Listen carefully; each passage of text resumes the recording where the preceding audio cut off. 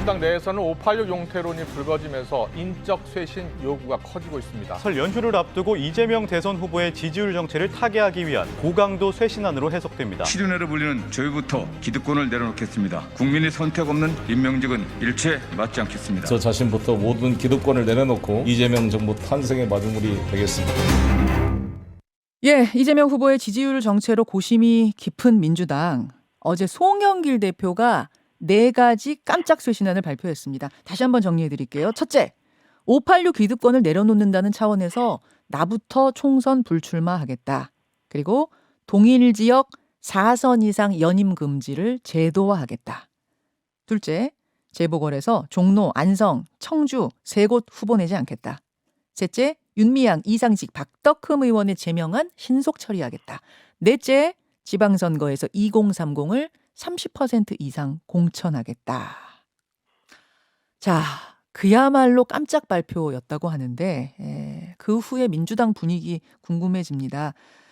지금부터 만날 분은 송 대표 발표보다 하루 앞서서 선언을 한 인사들이 있죠.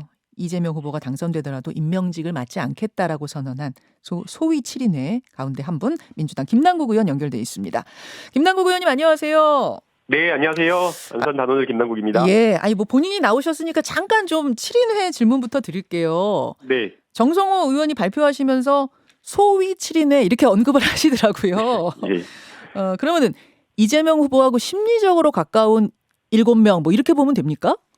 이제 7인회라고 하는 모임이라든가 뭐 선대위에서 그런 역할을 한 것이 없기 때문에 이제 사실상 7인회가 존재하진 않지만 이재명 후보와 그래도 뭐 심리적 뭐 또 가깝게 조언하는 어떤 그런 어떤 측면에서 네. 기자들이 이제 그 7인회라고 이렇게 이름을 붙여줬었거든요. 그래서 이제 아마 정성호 의원님께서 소위 7인회라는 그런 이야기를 한 것으로 보입니다. 아, 그렇군요. 거기에 이제 김남국 의원도 들어가시는 거고. 그동안 사실 7인회 실체 없다 하셨는데 그러면은 실체적 7인회는 없지만 마음 터놓고 이렇게 이야기하는 가까운 7인은 있다 이렇게 보면 되는 거예요? 네, 그렇게 이해해 주시면 좋을 것 같고요. 사실은 이제 기자회견문을 쓰면서도 네. 7인회가 뭐 선거 캠프나 아니면은 뭐 진짜 실체 모임이나 이런 것들이 없는데 어떻게 국민들에게 설명하고 어떻게 표현할까라는 그런 고민이 좀 있었습니다. 예. 그러나 이제 또 많은 또 언론에서 인식하기로는 뭐 7인회가 핵심 측근 아니냐라는 그런 이야기를 하고 있어서 우리라도 먼저 좀 기득권을 내려놓는 모습을 보여야 된다라는 생각에 저희가 먼저 네. 좀 쇄신과 변화의 신호탄으로 기자회견을 월요일에 하게 됐습니다. 그래서 이재명 후보가 당선돼도 7명은 임명직 맡지 않겠다 이렇게 선언을 하셨고 그리고 어제 이제 송영길 대표가 인적 쇄신안을 발표하면서 나부터 총선 안 나가겠다 이렇게 선언을 하셨는데 진짜로 당 지도부도 모르는 깜짝 발표였다는 게 사실입니까? 네, 정말 저희도 깜짝 놀랐는데요. 사실은 이제 월요일 날 뭐 소위 7인회가 먼저 기자회견을 하고 예. 그 뒤에 뒤따라오는 또 쇄신과 변화의 어떤 이어지는 물결 이런 것들이 없으면 이제 사실은 어떻게 보면 그냥 용두사미로 살짝 그냥 쇄신하는 척만 하는 걸로 비춰질 수가 있어서 걱정이 많았었거든요. 그러셨어요. 그런데 바로 정말 깜짝 이렇게 뭐 엠바고다라고 하면서 오전에 갑자기 그런 내용이 돌아서 저희도 깜짝 놀랐고 송 대표님께서 이런 결단을 해주셔서 저는 정말 환영하고 있습니다. 그러니까 7인회가 그 발표하면서도 우리 뒤에도 뭔가가 쇄신이 따라야 될 텐데 걱정했는데 그 따르는 사람이 송 대표가 될 줄은 예상도 못 하신 거예요? 전혀 예상을 못했습니다. 자, 그렇다면 어제 쇄신안 김남국 의원은 어떻게 평가하십니까? 사실 어려운 결단을 내렸다라고 생각이 됩니다. 뭐 정치인들 지역구 특히 지역구가 있는 정치인들이라고 한다면 불출마를 결정하는 것이 사실 쉽지 않은 결정이거든요. 네. 근데 이제 그런 거를 결단했다라는 측면에서 어려운 결단을 해주셨다라고 생각이 들고요. 그리고 이제 어제 발표한 내용을 보면 네. 그것뿐만 아니라 사선 동일한 지역구에서 사선을 금지하겠다라는 부분, 네. 그리고 또 제명안 처리되지 않고 있었던 부분에 대한 제명안 신속 처리, 그리고 또 저희 책임으로 또 재선거를 치르게 되는 그런 어떤 지역구에 네. 책임 정치 차원에서 또 불출마를 이렇게 하겠다라고 하는 선언 그 자체가 본인의 어떤 부분뿐만 아니라 당의 어떤 변화와 쇄신까지 함께 이끌어내겠다라는 그런 대표로서의 모습을 보여주셔서 저는 깜짝 놀라기도 했고 환영을 한다라고 말씀을 드리고 있습니다. 아니 뭐 일부 분들은 송영길 대표는 원래 차기 대선을 지금 생각하고 계시기 때문에 뭐 총선 불출마가 큰 것은 아닐 수도 있다 또 이렇게 얘기하시는 분도 계시던데. 네, 그렇게 이제 분석을 하시는 분들도 있는데요. 그러나 뭐 당대표가 자기 지역구가 또 있고 네. 또 아무리 대선을 노린다고 하더라도 먼 미래의 일인데 그걸 이게 뭐 저울질 해가지고 한 것은 아니라고 생각이 되고요. 정말 뭐 송 대표 어제 기자회견문에서 이야기한 것처럼 하루하루 절실하지 않은 날이 없다라고 그렇게 말씀을 하셨는데 네. 그런 어떤 뭔가 변화된 모습을 보여야 된다라는 간절함 때문에 네. 이걸 하지 않았나라는 생각이 듭니다. 알겠습니다. 네. 7인회도 그 임명직은 맞지 않겠다란 발표하면서 아 우리 뒤에 누가 따라야 될 텐데 걱정하셨다 그랬잖아요. 네. 송영길 대표도 역시 이제 총선 불출마 선언하면서 내 뒤로 이걸 좀 받아주는 따라오는 사람이 있어야 될 텐데 걱정을 하셨을 것 같아요. 저는 그 뒤에 지금 당의 분위기가 궁금합니다. 우선 네. 대략 두 그룹이 있어요. 인적 쇄신안의 대상이 되는 두 그룹. 한 그룹은 불출마를 사실상 권유받은 586 세대고 또 한 그룹은 동일 지역 4선 이상 연임 금지에 걸리는 이게 한 40여 명 되는 의원들 그룹이 있고 분위기가 어떻습니까? 이게 워낙 참 민감하고 어려운 문제다 보니까 네. 이렇게 툭 터놓고 뭐 단톡방이라든지 아니면은 의원총회 이런 곳에서 이렇게 자유롭게 말하는 그런 분위기는 아니고요. 다만 저희가 지난해부터 반성한다라는 그런 말씀을 계속 드렸는데 네. 반성에 이어지는 변화와 정말 혁신, 쇄신 이게 안 보인다라는 그런 말씀을 되게 많이 하셨거든요. 예. 그래서 누군가는 뭔가를 해야 된다라는 절박함과 간절함이 분명히 있는 것 같습니다. 그래서 다선 의원님들께서도 이 문제를 놓고 진지하게 또 고민을 하고 계시는 걸로 알고 있고요. 다만 그게 몇 명이 될 것이냐 그런 부분에 대한 조금 어려움은 있는 것 같습니다. 그래서 뭐 인물을 사람 그 대상 인적 쇄신 이게 하나 있을 것으로 보이고요. 네. 그다음에 이제 인적 쇄신과 또 별개의 문제로 네.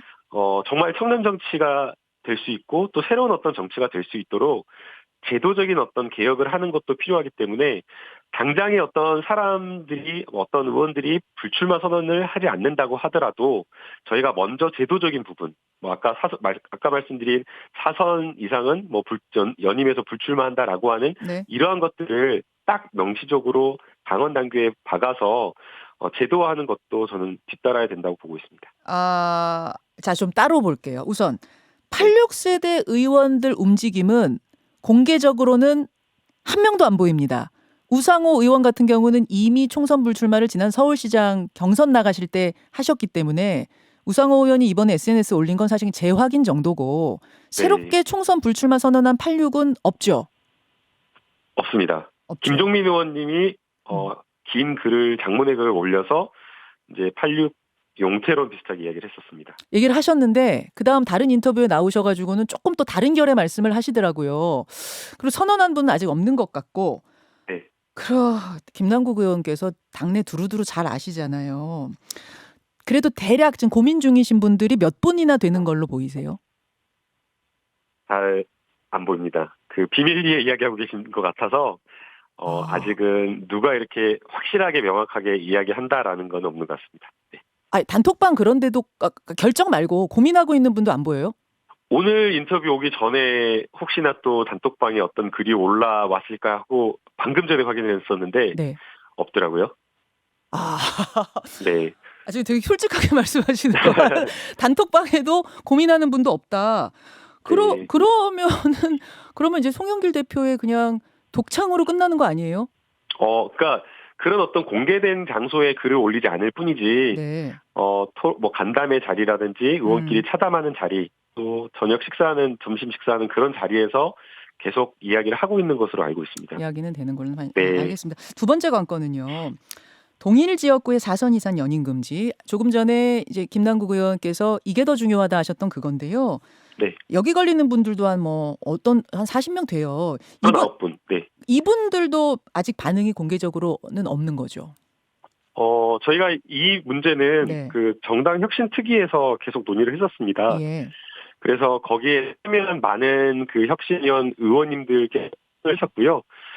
당 내외 많은 여론들을 수렴을 했는데 네. 일부 이제 불편하게 생각하시는 의원님들도 계시겠지만 그러나 이게 새로운 어떤 인재들을 등용하는 데에 길을 터줘야지 자리를 비워줘야지 가능한 것이기 때문에 혁신과 쇄신 차원에서 이것을 제도화해야 된다라는 측면의 의견을 주신 의원님들이 대다수였습니다. 아, 그렇습니까? 네. 그럼 아예 여야 합의로 법제화를 하는 건가요? 어떻게 되는 건가요? 지금 목표는? 법제화하게 되면 여야 간에 이렇게 합의를 또 해야 되는 문제가 있게 되고요. 네. 또 이제 뭐 저희가 혁신한다, 개혁한다라고 했는데 또 그렇게 한다고 하면서 야당 때문에 못했다고 이렇게 핑계는 것은 아니라고 저는 생각이 듭니다. 핑계대는 건 아니라고 본다. 네. 예, 그렇게 해서는 안 된다라고 보고 있고요. 예. 그래서 여야 간에 합의가 안 된다라고 하면 예. 당원 당규에 예. 당원 당규 개정을 통해서 저희만이라도 그런 어떤 혁신과 쇄신의 모습을 보일 수가 있거든요. 그래서 법적 제도화하지 않는다고 하더라도 네. 당원들의 뜻을 물어서 당원 당규 개정을 통해 네. 제도화할 수 있다라고 생각이 듭니다. 아, 공천 안 주는 걸로 아예 당 차원에서. 네. 예. 이거 반발하는 분 있을 수도 있겠는데 아직은 그런 소리 공개 반발은 없어요? 아직은 뭐 공개 반발은 없고요. 네. 당원들에게 물으면은 거의 대부분 찬성하실 거라고 생각이 듭니다. 근데 이것을 그 대상이 되는 의원님들의 이해와 양해 그리고 또 설득 이런 과정이 없이 하는 것은 사실은 좀 무리라고 좀 보이고 있고요. 그래서 당내 토론과 네. 또 거기에 동참하시는 의원님들이 정말 진심으로 진정성 있게 함께 같이 갈 수 있도록 조금 더 시간을 가지고 좀 토론하고 있는 상황입니다. 자, 이제 남은 이슈가 재보궐 무공천 이슈인데 무려 3곳에서 무공천 하겠다. 송영길 대표가 선언을 했습니다. 근데 그중에 정치 1번지 종로가 포함이 돼 있어요. 네. 워낙 상징적인 곳이어서 여기는 좀 포기하기가 쉽지 않았을 것 같고 또 이낙연 전 대표가 뭐 귀책 사유로 그만둔 곳이라기보다는 경선 때 뛰는 과정에서 그만둔 곳이라 굳이 무공천까지 할 필요가 있는가? 뭐 이런 얘기도 좀 당내에서 나오는 것 같던데요. 이게 그 책임이라고 하는 게 꼭 잘못 이런 것을 의미하는 것은 아니라고 저는 생각이 들고요. 정당이 국민들에게 책임 정치를 보여주는 것은 결국에는 그런 어떤 정치적 결정과 결단, 정책 이런 것에 대한 책임이라고 생각이 됩니다. 이번에 재보궐선거 치르는 것이 네. 뭐 어떤 형사적이나 도덕적, 윤리적 책임에 의한 어떤 그런 선거, 재보궐선거는 아니지만 그러나 어쨌든 지역구 국회의원이 그 직을 내려놓음으로써 다시 선거를 치르게 될 것이기 때문에 네. 그에 뒤따르는 책임 정치라고 이렇게 생각해 주시면 좋을 것 같고요. 이게 지난주에 제가 포천에 그 당원 이렇게 간담회 가서 예. 한 100여 분, 한 50몇 분? 50분에서 100분 사이 정도인데 그분들에게 이거 어떻게 해야 되냐, 공천 말아야 되냐, 해야 되냐 물어봤더니 당원들의 거의 한 3분의 2 이상은 공천을 해야 된다라는 그런 입장이었습니다. 그럼에도 불구하고 아마 당대표께서는 우리가 좀 쇄신하고 변화하는 모습을 보여줘야 된다라는 것을 이런 것들을 통해서 알겠습니다. 원칙을 지키는 모습을 통해서 보여주고자 하는 것 같습니다. 자, 국민의힘에서는 전반적으로 진정성을 좀 의심하는 것 같습니다. 윤석열 후보가 선거 임박해서 이러는 거 진정성을 액면 그대로 받아들이기 어렵다 이렇게 얘기를 했고 그 제명한 신속 처리도 진작에 하지 왜 이렇게 늦게 하느냐 이제 이런 발언들이 나왔거든요. 어떻게 생각하세요?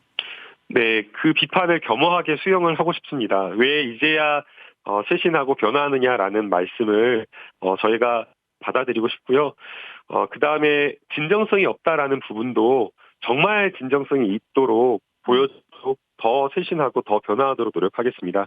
그래서 지금 송영길 대표의 그 불출마 선언에 그치지 않고 제도적인 어떤 개혁도 해야 되고 또 동시에 인적 쇄신 그리고 인적 쇄신뿐만 아니라 결국에는 당이 어떤 생각이나 가치, 철학 이런 것들도 함께 변화하고 달라져야 되기 때문에 네. 더 국민의 목소리를 듣고 진짜 진정성 있다라고 평가하실 수 있도록 정말 최선을 다하겠습니다.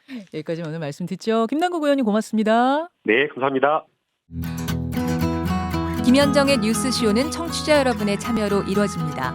트위터, 페이스북, 레인보우 게시판 그리고 단문 50원, 장문 100원의 유료 문자 샵 1212, 우물정 1212 통해 참여하실 수 있습니다. 김현정의 뉴스쇼 여러분과 함께 만듭니다.